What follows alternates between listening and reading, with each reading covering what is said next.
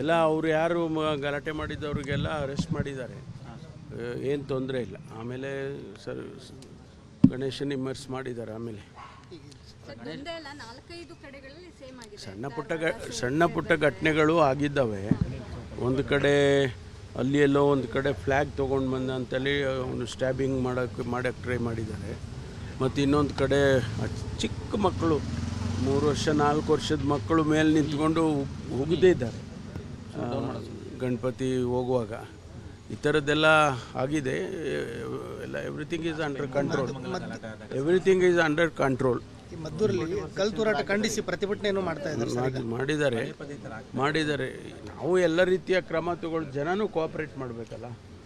ನಾವು ಅಪೀಲ್ ಮಾಡ್ಕೊಳ್ತೀವಿ, enough and more police force ಹಾಕ್ತೀವಿ, ಎಲ್ಲ ಮಾಡ್ತೀವಿ. ಜನ ಸಮುದಾಯ ಅವರು ಕೂಡ ಕೋಆಪ್ರೇಟ್ ಮಾಡಬೇಕು. ಎಲ್ಲ 2 ಸಮುದಾಯದವರು ಕೋಆಪ್ರೇಟ್ ಮಾಡಬೇಕು. ನಮಗೆ ಲಕ್ಷಾಂತರ ಗಣಪತಿಗಳನ್ನ ಇಮರ್ಸ್ ಮಾಡ್ತಾರೆ. ಎಲ್ಲೂ ಕೂಡ ಹೆಚ್ಚಿನ ಗಲಾಟೆಗಳು ಆ ರೀತಿ ಎಲ್ಲ ಆಗಲಿಲ್ಲ. ನಾವು ಚೆನ್ನಾಗಾಗಿದೆಯಲ್ಲಪ್ಪ ಈ ಬಾರಿ ಅಂತ ಅನ್ನುವಾಗ ನಿನ್ನೆ ಮದ್ದೂರಲ್ಲಿ ಆ ಘಟನೆಗಳಾಗಿದೆ.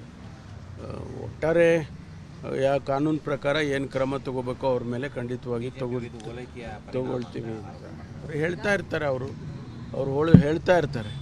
ಸರ್, ಈಗ ಓವರಾಲ್ ಕರ್ನಾಟಕದಲ್ಲಿ ಇಂಥ ಗಣೇಶೋತ್ಸವದ ಸಂದರ್ಭದಲ್ಲಿ ಕಮ್ಯುನಲ್ ಇಶ್ಯೂಸ್ ಆಗ್ತವೆ ಸರ್. ಏನು ಡೈರೆಕ್ಷನ್ ಕೊಟ್ಟಿದ್ದೀರಾ ಸರ್?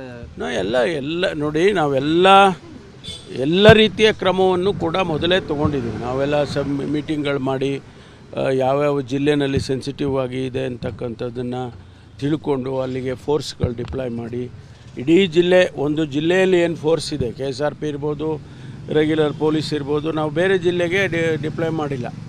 ಆಯಾ ಜಿಲ್ಲೆ ಫೋರ್ಸನ್ನು ಅಲ್ಲಲ್ಲೇ ಇಟ್ಟಿದ್ದೀವಿ. ಇದು ಹೊಸದಾಗಿ. ಆಮೇಲೆ ಎಲ್ಲ ಡಿಸ್ಟ್ರಿಕ್ಟ್ಗಳಿಗೂ ಸೀನಿಯರ್ ಆಫೀಸರ್ಸನ್ನು ಕಳಿಸಿದ್ದೀವಿ ಇಲ್ಲಿಂದ. ADGP ಲೆವೆಲ್ ಅವ್ರನ್ನ, IG ಲೆವೆಲ್ ಅವ್ರನ್ನೆಲ್ಲ ಸೀನಿಯರ್ ಆಫೀಸರ್ಸ್ನೇ ಕಳಿಸಿದ್ವಿ ನಾವು. ಈ ಸರಿ ಭಾಳ ಎಚ್ಚರಿಕೆಯಿಂದ, ಯಾಕೆಂದರೆ ಒಂದು ಗಲಾಟೆ ಆಗಬಾರ್ದು ಅಂಥೇಳಿ ಆ ರೀತಿಯೇ ಆಗಿದೆ. ಈ ರೀತಿ 1, 2, 3 ಸಣ್ಣ ಗಲಾಟೆಗಳಾಗಿರ್ತಕ್ಕಂಥದ್ದನ್ನು ಈಗಾಗಲೇ ಸೂಕ್ತವಾದಂಥ ಕ್ರಮ ತೊಗೊಂಡಿದ್ದೇವೆ. ಎಲ್ಲ ಸರ್, ಏನು ತೊಂದರೆ ಇಲ್ಲ. ಎಲ್ಲ ಪ್ರಿಕಾಷನರಿಗೆಲ್ಲ ಮಾಡಬೇಕಲ್ಲ. ಪೊಲೀಸ್ನವರು ಏನು ಪ್ರಿಕಾಷನರಿಯಾಗಿ ಏನು ಬೇಕೋ 144 ಆಗಲಿ, ಬೇರೆ ಬೇರೆ ರೀತಿಯಲ್ಲಿ ಏನು ಕ್ರಮ ತೊಗೋಬೇಕೋ ಎಲ್ಲ ಮಾಡ್ತಾರೆ.